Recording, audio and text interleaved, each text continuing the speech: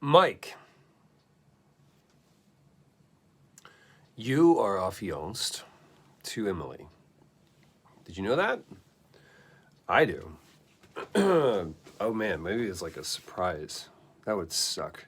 It was like, what? Like, yeah, it's happening. I understand you're a big fan of a certain game that I'm familiar with, quite familiar with, by the name of The Last of Us. And it means a lot to me, man. Like, I have tattoos. I love tattoos, and there's not a single one that I regret, even though I would probably do them differently now. But they represent mile markers in my life. They represent places that I was, the age that I was, the people that I knew, the experiences that I had. So for you to view The Last of Us as worthy of being on you, man, it means a lot, because we just set out to make a game, and we just set out to tell a story that we believed in and that we wanted to share with other people and that we felt was a great story. And to this day, it still surprises me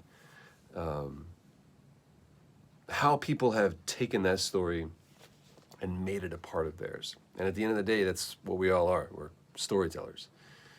If you didn't know that, that's true. You're genetically predisposed to be a storyteller. It's why we created language. It's why we make games. It's why we write books or movies or films. It's why we tell stories. It's because we want to share and convey our experience. It's why we have tattoos. Look what I did. This was me at one point in my life. I'm trying to figure out where all my tattoos are. Anyway, the best advice, the best maxim, if there is such a thing in The Last of Us, there's two moments. One is when Joel gives Ellie the rifle for the first time, and he says, if I get in trouble down there, you make every shot count. And I believe that's just good advice. When you're given a shot, you better make it count.